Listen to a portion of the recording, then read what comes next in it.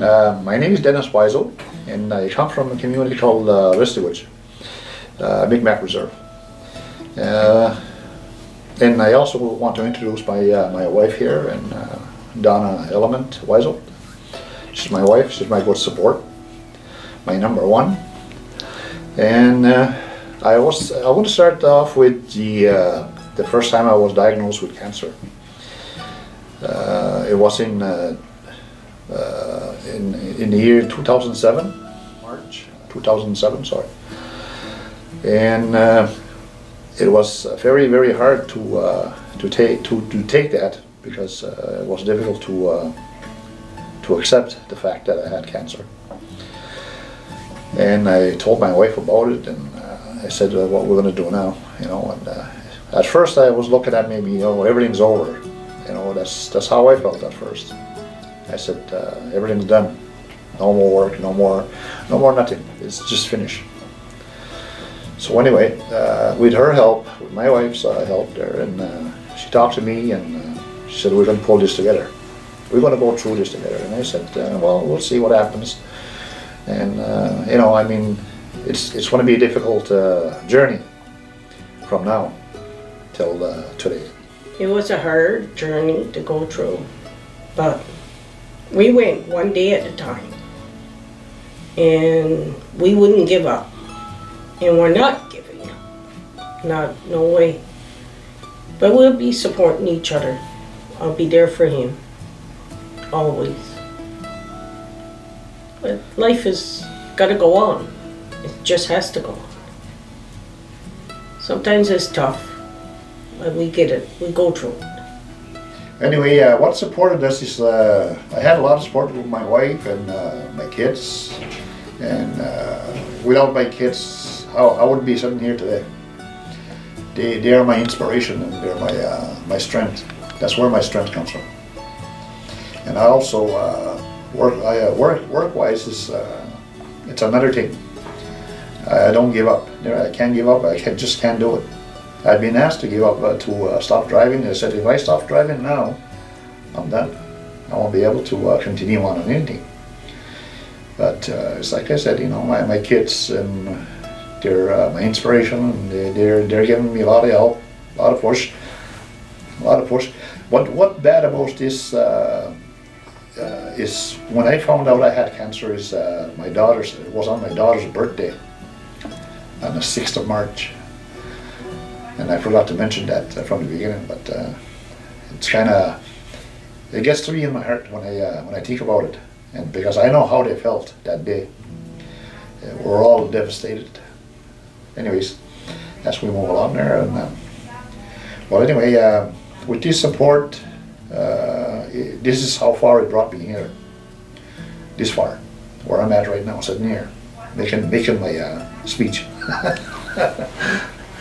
Anyways, I'm a type of person that likes to work, keep on moving. Well, that's my motivation. You know, it keeps me positive, and not think about the disease, because I know how devastating the disease is. I know what it does. I've seen many people, and I've spoke to many people, and I've seen many people just pass. And I see that happening. I say to myself, I don't want to be there. I want to fight. I want to go through this as far as I can go.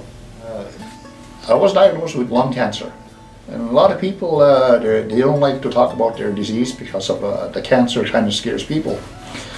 And I noticed that because I spoke to people, and many people about cancer, and they look for help. And you know, if I could reach out and find somebody for them, I would do the same. You know, I would do it. But like for myself, I have lung cancer. I was diagnosed with lung cancer on the left side, and I was cancer-free for about 3 years. I didn't have cancer, no cancer for 3 years. And 3 years after, it came back. But only this time it came back on both lungs. And that's when my chemo treatment started. And meanwhile, when they were fighting, I mean, they were giving me chemo treatments for my lungs. Another cancer appeared in my kidney. So that's, there was no way to take the third kind of treatment. So they had to, the next thing they had to do was to remove the kidney and continue on with my my lungs, treatments for my lungs. And we have a nice team over here. We have a very kind nurses over here, doctors. They're wonderful workers, and they give a lot of support, and they help a lot. And they're wonderful people. My wife is a little bit shy right now to speak, but she's over here on the side, and she's more like my secretary. She keeps track of all the information and the paperwork, and she does all that. She's my wife and my secretary at the same time. As you could see, she has a book with her there, and maybe you could just she'll show you the book, that what she has, and what has to be done here at the hospital, and what the nurses do. You know, they do a great job, like I said, and to keep track of all of everything. You know, we have to be precise on everything, no mistakes. And as you could see, our books are marked oncology, and it's a pass book. And here, everything is marked down. It's kept track of the information, and the chemo itself, or what kind of treatments we're getting. And it's very important that we know what's going on, and what kind of treatments are we getting, because we can't afford no mistakes here. It's we have to be precise. Keep a journey of all these appointments, blood tests, all that. It's like a little book that I carry with me. What doctors he sees, what time, the dates, so I don't get mixed up. Everything is, like I said, you know, everything is everybody's unique, and everybody has a special way of dealing with such situations like these. And there are people that are, you know, they don't want to talk about their diseases because some of it is personal, which I understand. I mean, not everybody wants to come out in opening and say, look, I have ovarian cancer, or I have a testicular cancer, or whatever. You know, they don't want to come out with that. For some reason, the disease itself is very personal. But I don't find it personal, because I'm a living proof here, and I do things normal. And ever since I was diagnosed with cancer, I went through surgeries. I went through hard times. But 3 months after the surgery, I went back to work, and that helped me a lot. And that's what put me through. And it was the second surgery I had. The same thing again. I went back to work in 3 months when I took my kidney out. I went back to work, and everything back to normal again. I do my own things. I still do work. I'm working right now. I work for the medical services. We work for Health Canada. And you're going to see that. Some people are going to see that on my hat there. It's marked as Listigos Community Health Services. That's what it's marked. But anyway, I've been working with them for about 7 years altogether. But 2.5 years for a medical driver. And that's my team. My goals are coming true as I set them. I'm the one that set my own goals. I want to be there, and I don't want to be down here. I want to be up here. And I just don't think about the cancer. When I'm doing driving, I don't think about the cancer. If there's a little bit of pain, there is painkillers, and you know, there's medication for that. And I don't like to stick with medication, because the side effects and stuff like that, I'm not for that. I'd rather be, you know, just being neutral. You know, just follow the flow. All right, I'm going to continue on this from where I stopped there for a few minutes. There, I had to take a little break. I was going to mention how the positive and the negative thinking. The positive and the negative thinking is it's good to think positive, but sometimes when you think positive, sometimes it's too positive that you don't. When you get the negative information, then you don't know which side to go. You're gonna go off balance again. You'll never balance your life that way. You have to use the positive and the negative together in order to be neutral in the middle. And that's what I do. That's my thing.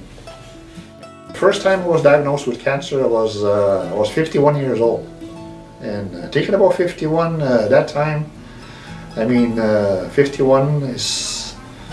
I said to myself, I'll never make 50, 52 or 53, but here I am, 2017, still going.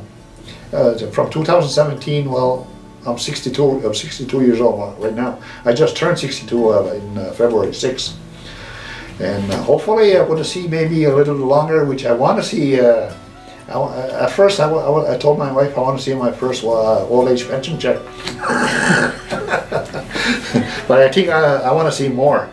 You know, I want to live a little longer, and I like to live around maybe 100. Maybe, I don't know, if I make 100, all the better.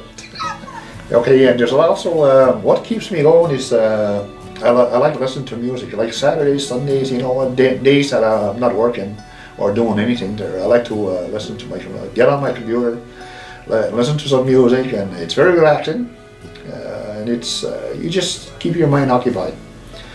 You know, you have to keep your mind occupied in order to get through that day, because these are the days that we're not doing anything, we're just sitting around the house, not doing anything. But usually there's a lot of things to do, but we just don't, sometimes we just don't want to do anything, we just want to sit around and relax or whatever, you know, but it's good for some people and it's not good for some. You know, like for example, myself, speaking for myself, I'd rather be doing something else, you know, doing things around the house or go outside or even shovel. I still work outside, I still do normal things like, you know, I don't think about the disease that I have. I don't think about it. I just let it be because I know it's no use for me to think about it because it's a terrible thing.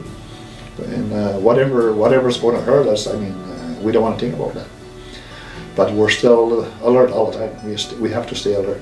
I would like to also thank all the people, the nurses, especially the nurses and the doctors here at my original hospital, which they're very kind people. They're very nice people, and if you ever come this way, you could see these people. They're very nice and they're really good with their what they do.